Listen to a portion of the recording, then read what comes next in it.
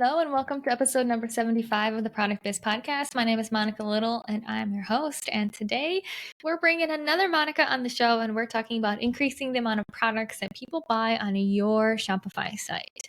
So one of the main takeaways from this episode is that your website should do the heavy lifting for you.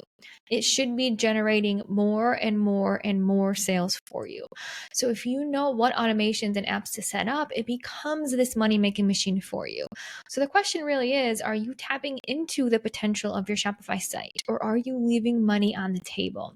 In today's episode, we chat with special guest Monica Froese on how to get people to your website and how to turn their potential order of one product into an order of $160 worth of products and more, plus how to get them to come back and buy again in the near future over and over and over again, all through automations and apps that you can set up in Shopify. A little bit about Monica. She holds an MBA in finance and marketing and is a digital product coach for small business owners and host of the popular podcast Empowered Business Podcast. She's the founder of the websites Redefining Mom, Empowered Business, and the popular digital product shop Empowered Shop. She helps small businesses grow sustainable and profitable digital product businesses. She spent 11 years working for a Fortune 100 company, running multi-million-dollar marketing campaigns with large brands like Microsoft and HP. Now she provides online marketing education to small businesses that are looking to build a profitable revenue stream through digital products through her online programs, her shop, Empowered Shop, and her podcast. So let's bring on Monica. We'll do a little bit of a Monica Squared episode going on here, and I can't wait for you to hear from her. She has so much great insights to share. Well, welcome, Monica. Oh my gosh, how fun to have another Monica on the show. Welcome to the Product Biz Podcast. I'm so excited to be here. Oh my gosh. So we were just chatting on your podcast and you were drilling me with all the Etsy questions. I gotta admit, I'm sweating a little bit. You were asking some really great questions, but I'm so happy to have you on the podcast here to talk about Shopify because I know you have such great knowledge on how to use Shopify, so much insight on how to really just make the most of it. So I'm super excited to have you to chat and share your knowledge with everyone here. But before we dive into that, we'd love for you just to tell us about your entrepreneur journey. Like, tell us how you got here, what you do, and all that great stuff. Yeah, well, after listening to your great story, I feel like we have a lot in common. I definitely my start was in corporate America. I was in the tech industry for 11 years and I have my MBA and I always knew I was entrepreneurial. There's so many things in my past and in my childhood that like really lent itself. But I was also, raised in an environment where like we play it safe and we have a paycheck and we need our stable jobs, and we need our health insurance and all that stuff. I was miserable though doing it. And when it really came to a head for me was when I had my first daughter and I had very bad postpartum. I almost died in childbirth. And I started a blog called Redefining Mom. And it was really just a space for me to state my opinions on the lack of maternity leave policies in the US and ended up taking a lot of twisty turns where I went to the White House to meet President Obama. I was invited because of the blog. And I should say my background in I was in tech marketing. So I understood the principles of marketing. And I also understood that blogging was very backwards because the way blogging was taught in the online world was basically you put out a bunch of free content and you might make money on display ads or send people away to click on affiliate links. But I'm like, but blogging is content marketing and content marketing is meant to be free content that leads to something that you're selling. Like that's how big businesses use content marketing. And so I kind of realized very early on that if I was going to make this, if the blog was going to be a thing, I was going to treat it with the principles that I learned in corporate America, which was if I'm blogging, it's because I'm leading you to buy something from me. So the question then became, what the heck are people going to buy from me, right?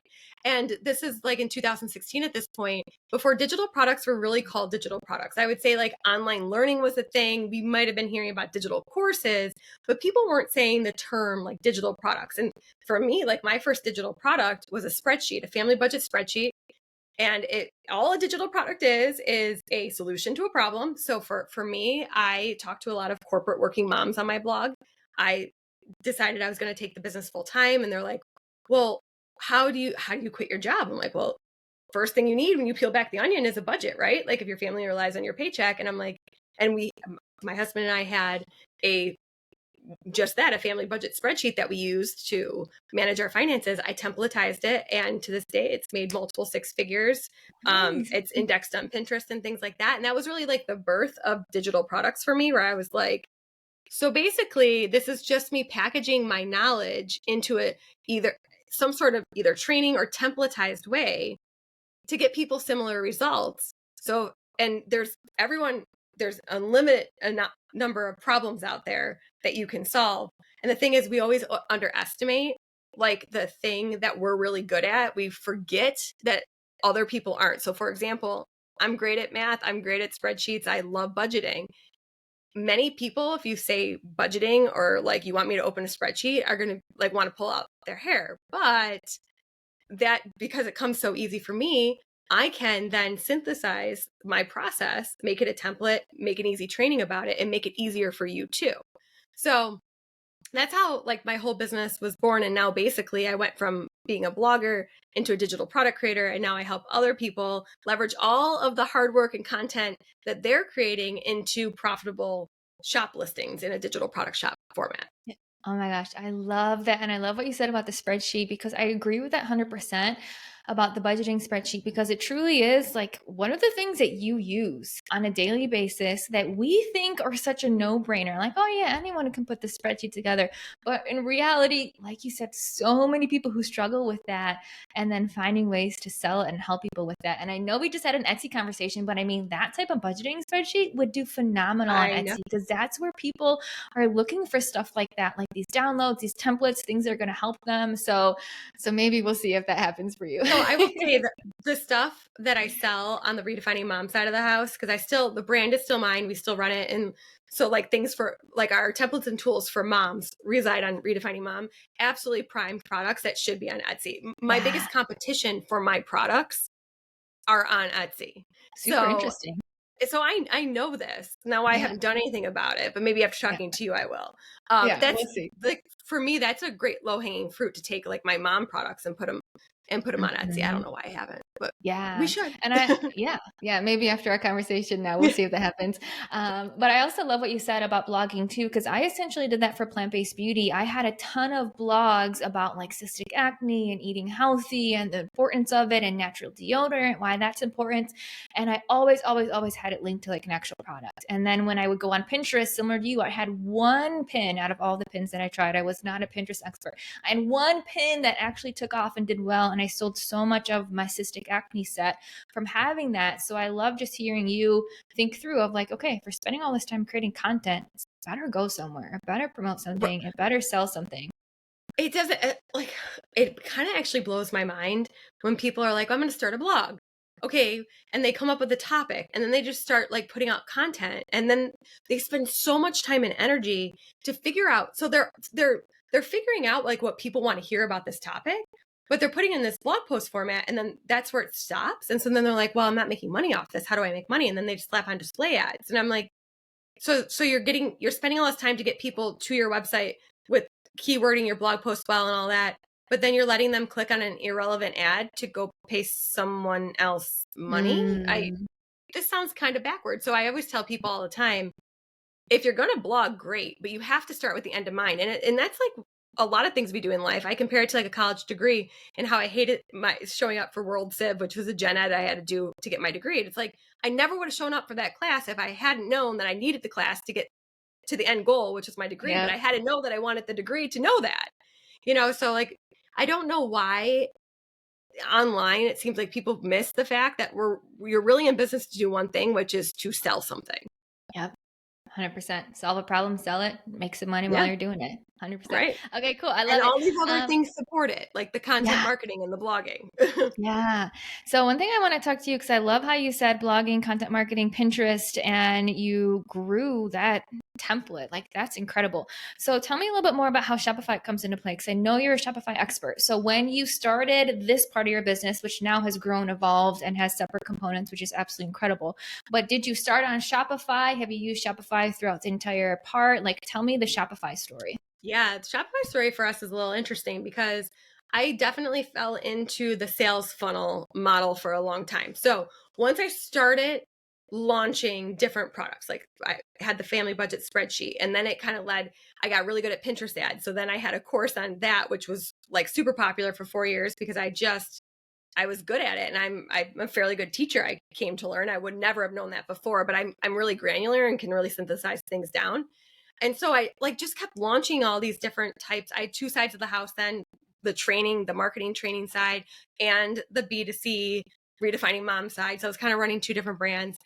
And basically what would happen is, so sales funnels, to me, just to define the difference between a sales funnel and a shop, a sales funnel is when you give someone a hyper specific buying journey. So it's meant to have no distraction. So that's great for attracting new people to you, because you're like, let's say I offer a free opt-in and behind it I have a limited time offer, and that's the only thing you can buy from me at that time. Like, why would that be? It's because you came to me for this specific reason. If I present you with too many things, you can go squirrel, right? So it's like how to bring people.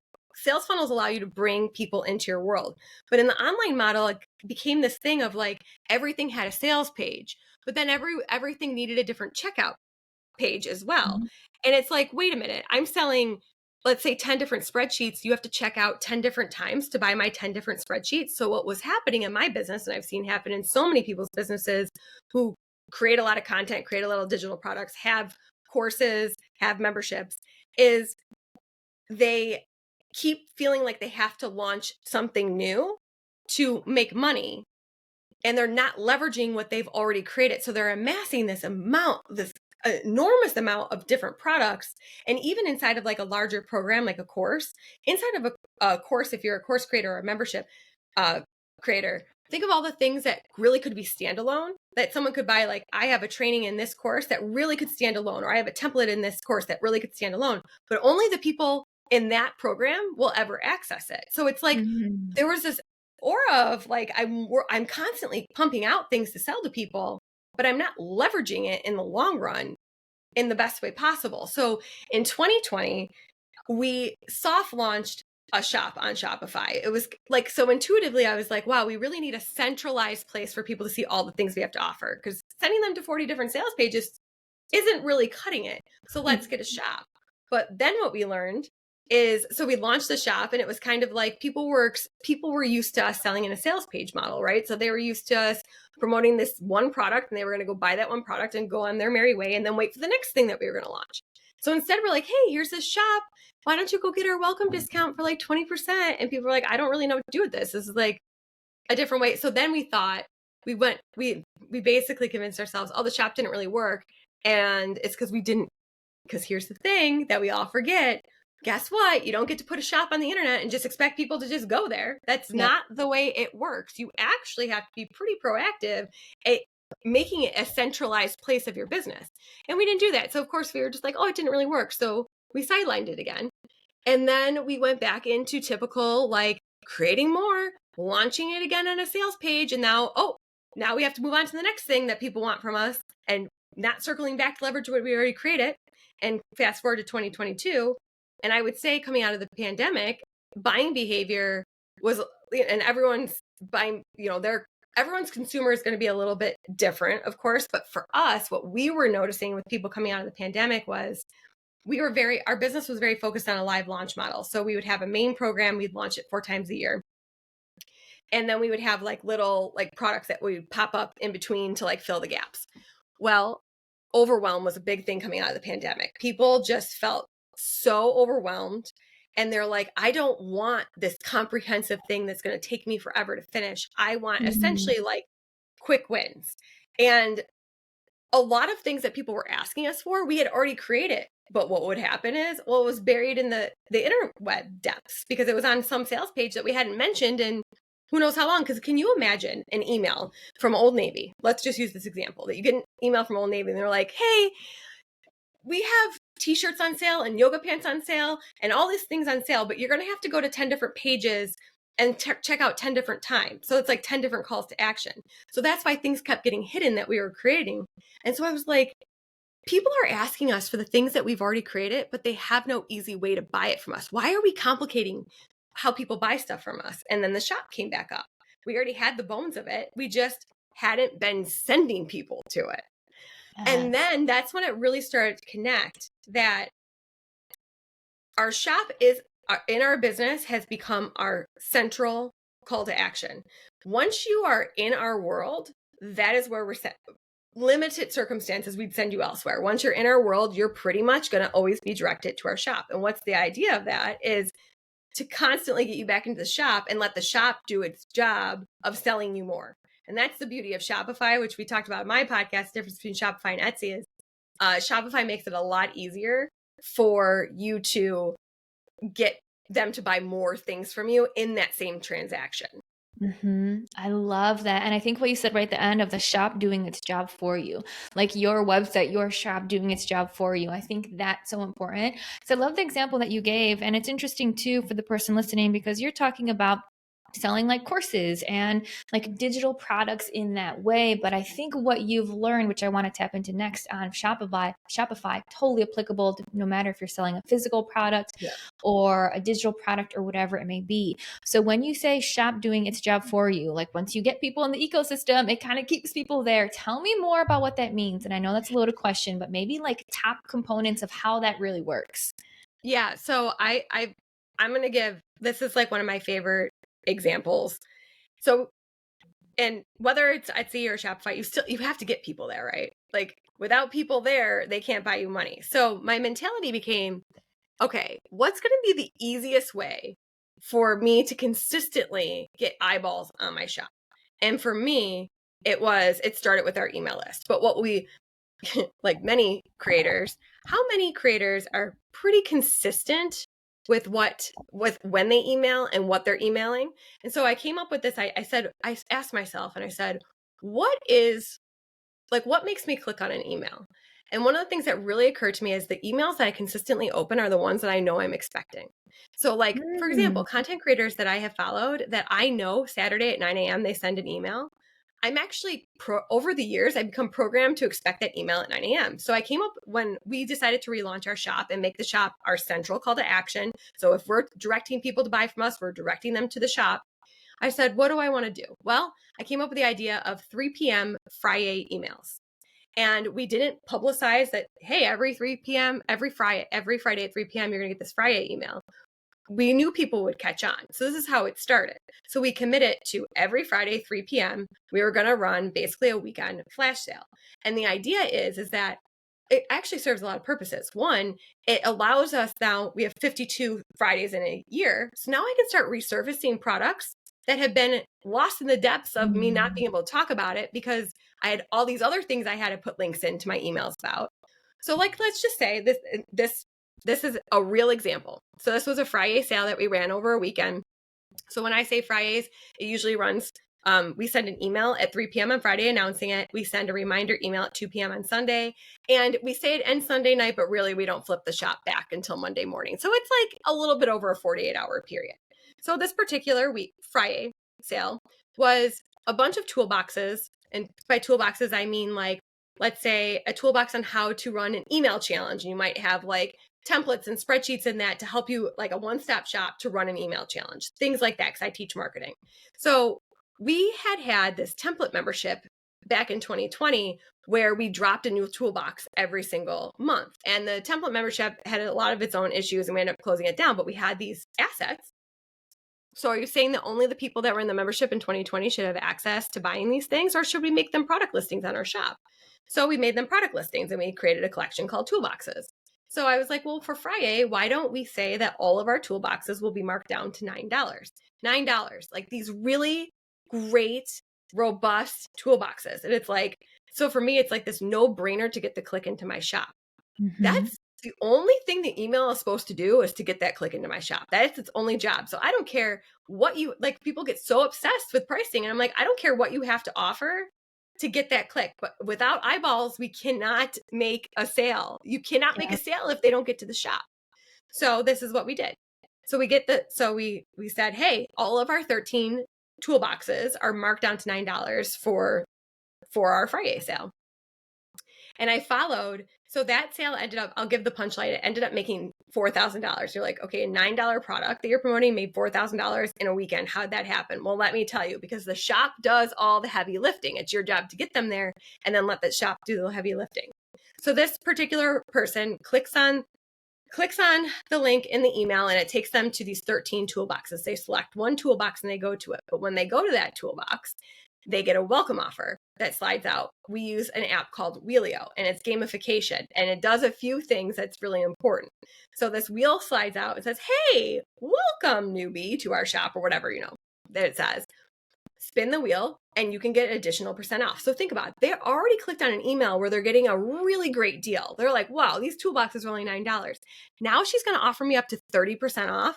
But when you spin the wheel, you only have 30 minutes to use the discount. So you are incentivized to stay on the shop. And then you're thinking, well, if I only have 30 minutes to use this discount, I better figure out what else I want to add to my cart to take advantage of this discount, right?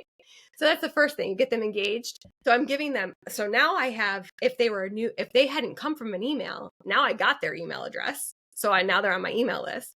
But I'm incentivizing them to stay on my shop, and I'm giving them urgency to find other things to add to their cart because there's only 30 minutes to use it. So in this particular order, they had already put one toolbox in their cart. Now that toolbox got marked down to $6.30. And they're like, whoa, let me go back and look at those other 13 toolboxes that maybe I want to add for $6.30. And they added 5 more.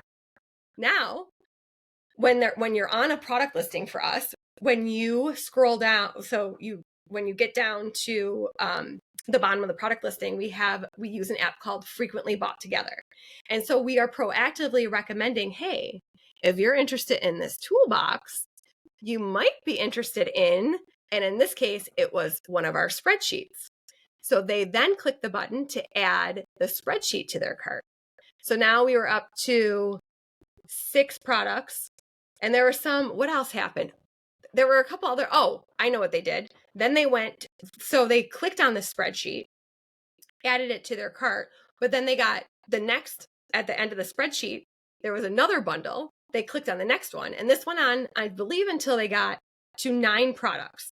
And then what happens is, now everything's in their cart. Okay, well, it's time to go check out, right? 9 things in their cart. They hit checkout, and we use an app called Honeycomb, and I refer to it as an order bump. And basically what pops up is it says, hey, guess what? There's this really sweet deal that you can get. We set it for 5 minutes, and it's, when you have 9 products in your cart, it can get a little, it's not meant to get overcomplicated. We probably overcomplicated it in our business because we have like 100 some products, but essentially it will not offer a product that's already in the cart. So you don't have to worry about that. So it will work its algorithm magic to offer something else up that you sell in your shop, and you have 5 minutes to decide to add it. They can either decline it or add it to their cart. But it's, again, a really great deal. So almost always they add it to their cart, and it complements what's in their cart. That's the whole point of it. You want your order bump to complement what's in the cart. And this is why it'd be great for physical product sellers, right? Because how many things do we sell? Like if I'm selling a t-shirt, why wouldn't I want a jacket or a hoodie or whatever, right? So it's complementing. So then they get to the cart, they pay me money. And then what happens is, guess what? Do you think I'm going to stop there? Absolutely not. Now I'm going to offer you a post-purchase upsell, which is like going to be the most, for me, the way I look at it is, what is the most natural thing to do next to my business, right? So because I do teach things, a lot of things that I teach build upon each other.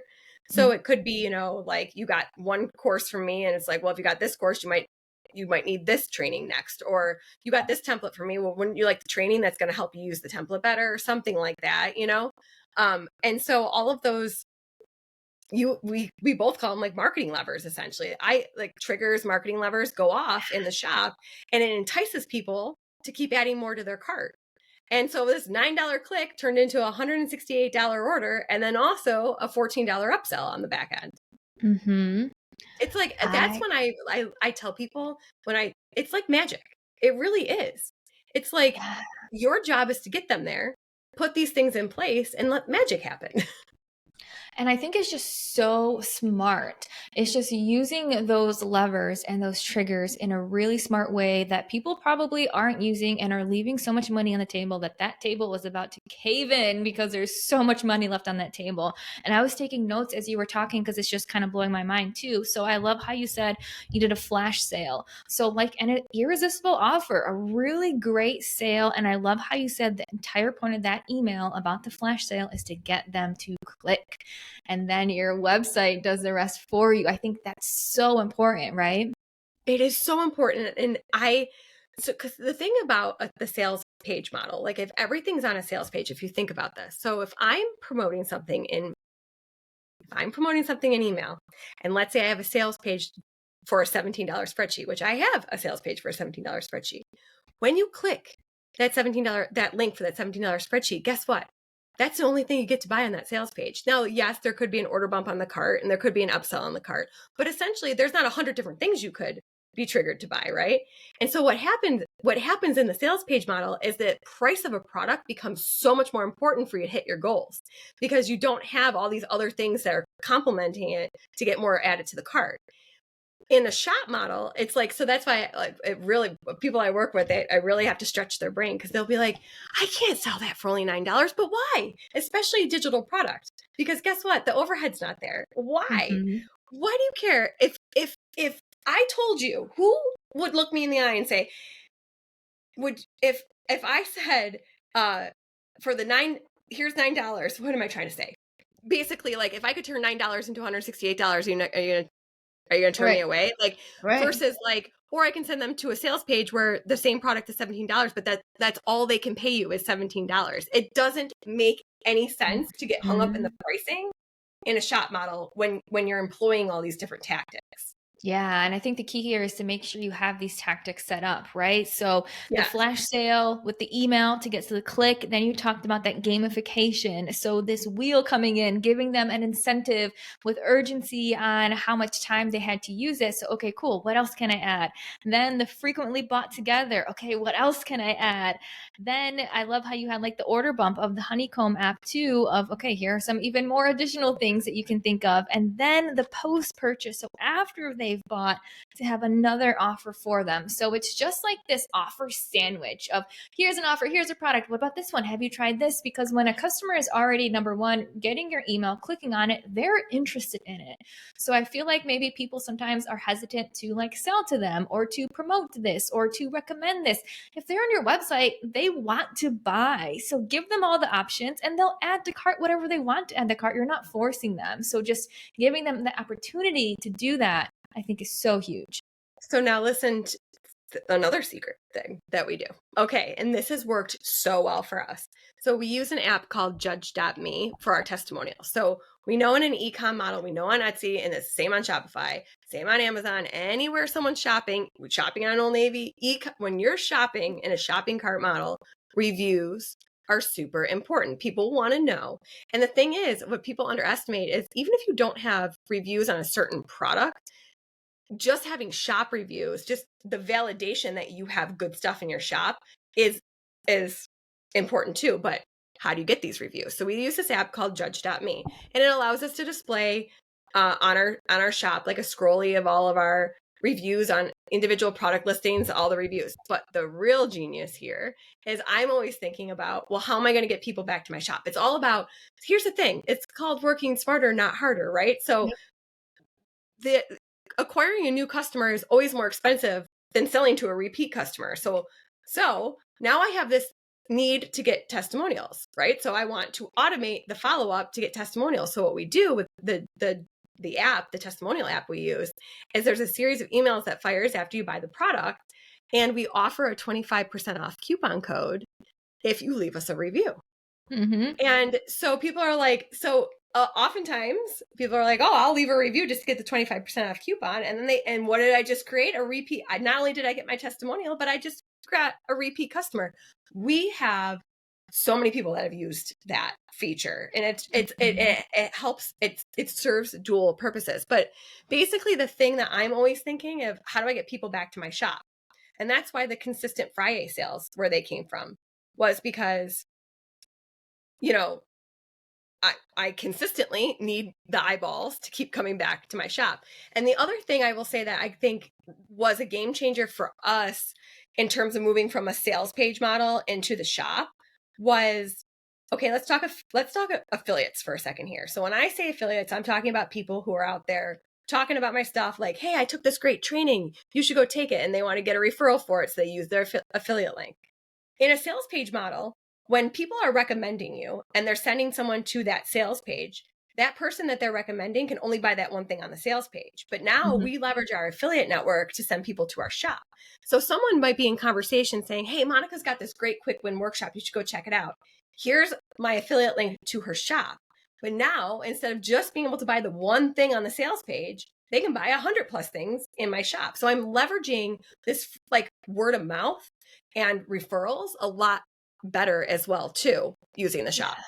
Oh my gosh, I love it. And I want to ask a question on that too, on affiliates. But one thing before we get there, I love the judge me how you mentioned that and incentivizing people to leave a review. Because that's exactly what I teach on Etsy too, is go in there and send a message to your customers. Obviously, it's not as seamless as Shopify that this can be automated. So a little bit more grunt work, but go to your Etsy purchasers and send them a message asking for a review in exchange for a coupon.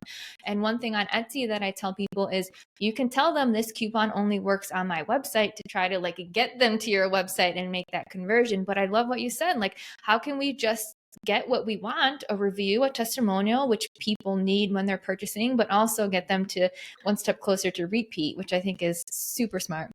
Okay, the other thing that we leverage a lot, and this is a whole thing in my program on this, because I didn't even realize how much it was gonna like just revolutionize my business.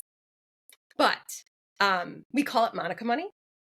And I it's like really that. I may steal that. No, I'm just kidding. it's basically a gift card issued in our shop. And if you think about this, we incentivize people all the time. Like if I'm doing a live launch, we'll incentivize people with Monica money. If someone uses my affiliate link to buy software, we incentivize them with Monica money. If somebody realizes they bought a duplicate product from us, we give them back Monica money. And you know, the thing is, it all sends them back to our shop to then. So I actually get excited when someone places an order with a gift card, because almost always, because they come. So if let's just say that you get $50 of Monica money from me I'm incentivizing you in some way to do something in my business. And it's like, okay, here's $50 of Monica money. Well, you go to my shop and you're like so excited to spend the $50 of Monica money, but all my marketing triggers are going to take over and have you add more than the $50 to your shop. So like when I see orders come through and it's like half gift card and half Shopify payments, it's because I'm doing my job. Because it's in a digital product model, offering a gift card to my shop is not any hindrance. It's no liability for me because I don't carry inventory. Right. So it has solved so many customer service issues too. Like there's so many ways. Listen, it's customer satisfaction, right? So like instead of issuing actual cash back out of my bank, if I can issue them a gift card, why would I not do it? So but think about in a sales page model, I would have to issue a coupon code for that specific product on that specific checkout card. So it was easier to refund people a lot of the time. So it has really streamlined so much about our business. I really like that too. And I want to ask you a question about judge me if you would give your Monica money or if you did a discount, because when I hear you talking about Monica money, I like that because that's part of the gamification too. So you can give someone a discount code for leaving a review and then they can use it, or you can make it super fun and call it Monica money and then they can use it. And it's essentially, it could be the same thing. Obviously monetarily it may differ because of percentage versus an actual dollar amount in terms of Monica money. But I love this because I think it's more the gamification, making it fun, calling it a name to it. So when you do judge.me, which sends the automatic emails for people to leave a review, do they get Monica money, this gamified version, or do they get a coupon code, percent They get discount? the coupon code because that's how it's built, because there are two different features on Shopify. Issuing a gift card is different than issuing a gift card. A gift card. But We both blanked on that. We did take it a step further, and I'm showing her. I know we're listening to audio, but we actually printed Monica money on Canva. No way, that is so cool. So like this is like, it's shaped like money. It says Monica money. It has me on it, and on the back. So what I can do is I will go through our top customer report. It so has a QR code to my shop, and I'll put their name, amount, and code. So I can actually, like, I am a digital product seller. I don't have physical products yet. I can go to vendor fairs and be handing out Monica money for my shop, And so it's like it's kind of like my calling card, but I will also write handwritten notes to top shop customers and put Monica money in there. And guess what? Now they're getting this snail mail with me and they're coming back and using it in my shop. Oh, that is so good. When I worked at Expedia, I actually worked in the like customer loyalty and specifically Mhm. for top customers. And that's one thing we did a little bit different, but we actually sent gift baskets to our top customers in December for the holidays. So when I started running plant-based beauty, I did that same exact strategy, but I sent them a physical product. But in December, after a year of running my business, I pulled the reports of who are my most profitable, most revenue generating customers that are just coming and buying, and like, let me send them something as a gift. And then I started to track like who came back and purchased again and what kind of lift, what did I see from that. So I love that because as a product-based business owner, that's probably maybe even smarter because you're not paying for shipping and you're not shipping out actual inventory. Create a really fun, it was like business card shaped for the person who can't see it, really fun design. And it ends up being that gift card that you can send to your top customers, send it really cheap, snail mail, have them come back. What a great idea. I love that. Like, the name of the game to me is how to get people back to the shop. Like, that Yeah. is like if I wake up in the morning and ask myself any question, if I was sitting here and I'm like, wow, we're struggling for cash flow, the first question I would ask myself is, how do I get people who have already bought from me back to my shop? It is the lowest hanging Mhm. fruit in anyone's business. It will always be harder to acquire new people than to leverage the existing network that you've already built. Not that Yeah. we always should be acquiring new people. It's like, it that is part of business. But like, I feel like, and maybe that's one of the things that maybe that is one of the things that never really connected with me with Etsy. I felt like it was just so much harder to retain and get Mhm. those repeat customers versus having my own shop. And that's like my corporate mentality, I kind of feel like, coming out of Yeah. me, you know? Yeah, I love it. But I love hearing just how you create this amazing just funnel of getting people to your shop, gamifying offers, getting them back, focusing on repeat customers, increasing the cart value. So many good nuggets here. And I know the people listening are just going to have so many great takeaways too. So I just want to say thank you like so much for sharing your knowledge. That was awesome. And to end, just would love for you to share where people can find you. Where do you hang out? Yeah, well, at this point, I used to send people to like my main website, but really everyone should just come to my shop and see this in action for yourself. So I would say, if you want to see it in action, our shop is empoweredshop.com. And then also, if you want to connect with me and you want to talk about like how you can do this in your own business, uh, Instagram. I do answer my Instagram DMs, which is monica.froese.